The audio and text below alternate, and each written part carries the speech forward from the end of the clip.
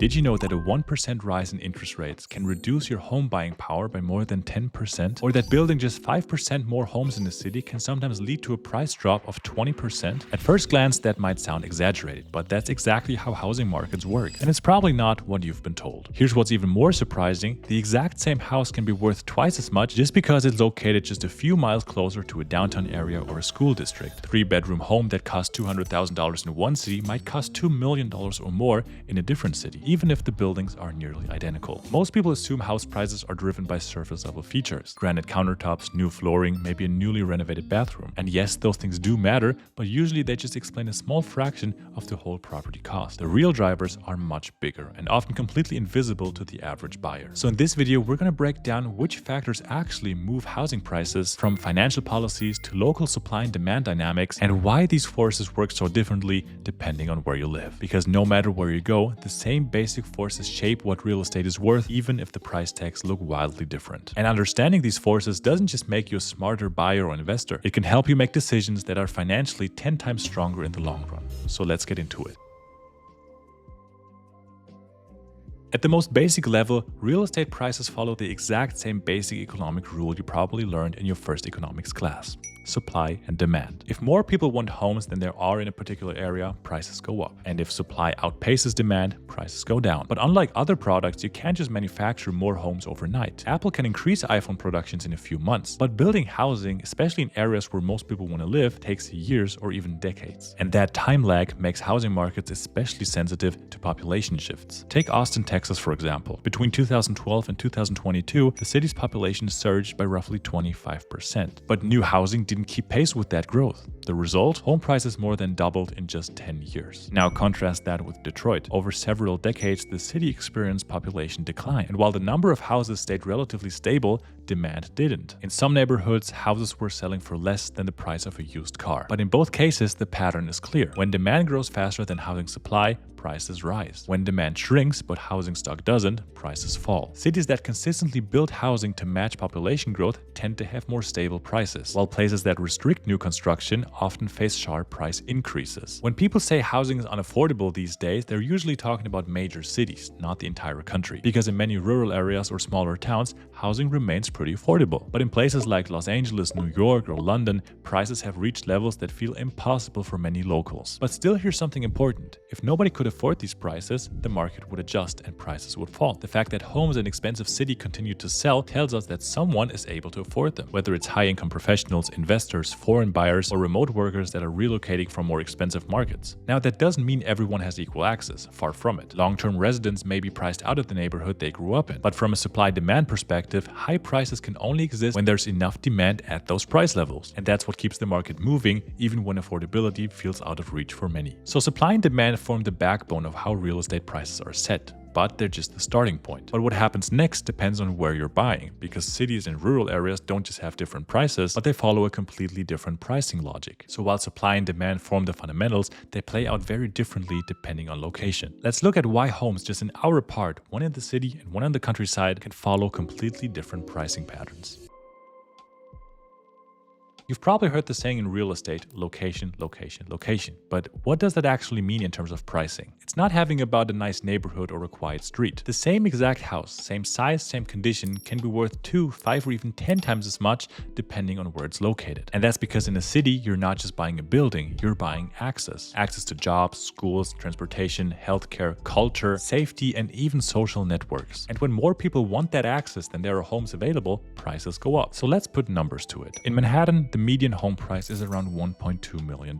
But drive just a few hours into rural Pennsylvania and you'll find the same size house for probably $200,000 or even less. And even more telling was what happened during COVID. Suddenly, millions of people could work remotely. They no longer needed to live close to the office, so many picked up and moved to small towns. The results were that rents in cities like San Francisco dropped by 25% in 2020, and at the same time, housing prices in nearby rural and suburban areas surged. But when companies began bringing workers back, prices in cities city centers started recovering again. So urban and rural markets behave differently because they're driven by different forces. In cities, home values are closely tied to income potential, job markets, and infrastructure. And in rural areas, prices are more influenced by building costs, land availability, and local economic stability, like when a factory opens up or shuts down. So when someone says housing prices in general are up or down, it's a mix of local stories. It's not just one national trend. What's happening in Miami might have nothing to do with what's happening in Milwaukee. So we've covered the basics of supply and demand and how geography shapes the value of a home. But there's one force that can change prices across every market, no matter where you live. And that's the cost of borrowing money. So let's talk about why interest rates might be the most deciding factor.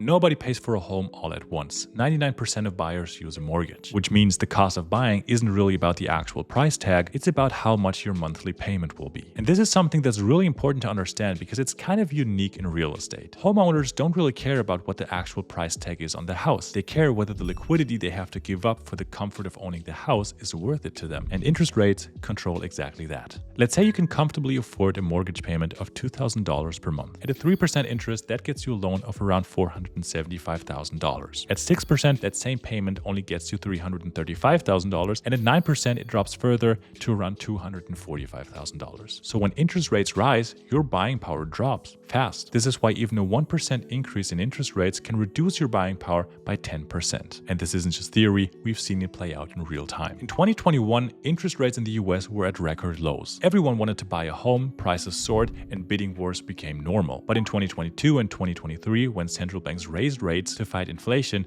mortgage rates more than doubled. Home sales slowed dramatically, and in many cities, prices started to drop. Sellers who had enjoyed peak valuations suddenly had to offer discounts or offer incentives just to close a deal. And not because the homes were worse now, but because the buyers could no longer afford them at the higher rates. And the situation was no different in Europe. Actually, a friend of mine, this is a true story, had listed his house for sale for over 600,000 euros in 2022. But during the selling process, which took a couple months, the European Central Bank raised interest rates for the first time since 2016. And that reduced the buying power of potential buyers, meaning that the same house that was worth over 600,000 euros just a couple months ago was now sold for 490,000, only because interest rates went up. This is why central banks have massive influence over real estate markets. When they lower rates, they stimulate buying and prices go up. And when they raise rates, they cool things off. So we've looked at supply, demand, location, and interest rate, which are the biggest levers in the housing market. But what happens when the entire economy shifts? In the next section, we'll look at how real estate reacts to recessions, boom, and financial crises, and why not every downturn affects housing the same way.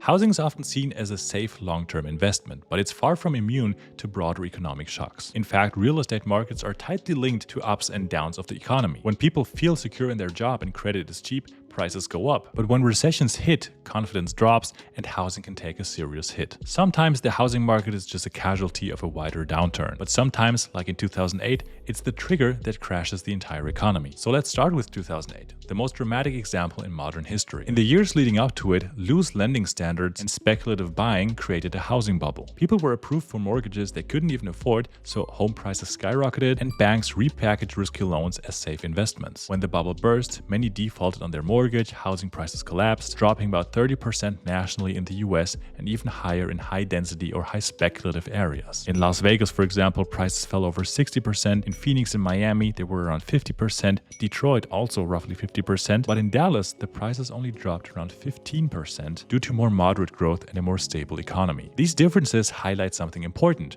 Real estate doesn't crash the same way everywhere. Markets with strong fundamentals and less speculation held up much better. Fast forward to 2020 during the COVID pandemic, you might have expected another collapse. Jobs were lost, uncertainty was everywhere, but housing didn't crash. In fact, prices increased in many cities. Why is that? Because the downturn affected service sector workers more than high-income earners. And many people who could afford homes kept their jobs and started working remotely. On top of that, interest rates hit record lows and supply was tight. That combination created a housing boom during a global crisis. What these cases show is that housing markets don't just follow the economy, but they respond to very specific parts of it. If unemployment hits potential home buyers, prices fall. If credit tightens, fewer people can qualify for loans. And if a crisis affects supply more than demand, or if interest interest rates fall, prices can still go up even during a recession. So yes, housing markets are vulnerable, but they're also sticky, meaning prices don't always fall just because the economy does. It all depends on what part of the market is being hit and how much demand is still active underneath. So now that we've seen how macroeconomic shocks play out in housing, let's look at the final piece of the puzzle: government policy, and how rules around taxing, zoning, and subsidies can quietly shape what housing costs, which is often more than people realize. Housing is heavily influenced by government decisions, and we're not just talking about interest rates or mortgage subsidies. Everything from zoning laws to tax incentives to infrastructure investment can have a massive impact on what homes cost, and also who can afford them. Let's start with zoning. In many US cities, local zoning laws restrict what types of buildings can be built in certain areas. For example, in large parts of Los Angeles or San Francisco, you're only allowed to build single-family homes, even if the land could easily support apartments or duplexes. These rules limit the amount of new housing that can be built, even in cities where demand is exploding. And of course, when supply is artificially capped, prices rise. It's simple economics, but enforced through legal policy. Now compare that to Houston, which has minimal zoning. Developers can respond more flexibly to population growth. And despite the city's booming economy, home prices have remained relatively affordable compared to other metros. But this isn't just an American issue. In Germany, for example, many cities have planning policies that preserve historical skylines or architectural character. And these then indirectly limit housing supply in urban centers. In Cologne, for instance, local law limits the height of new buildings to ensure nothing overshadows the iconic cathedral.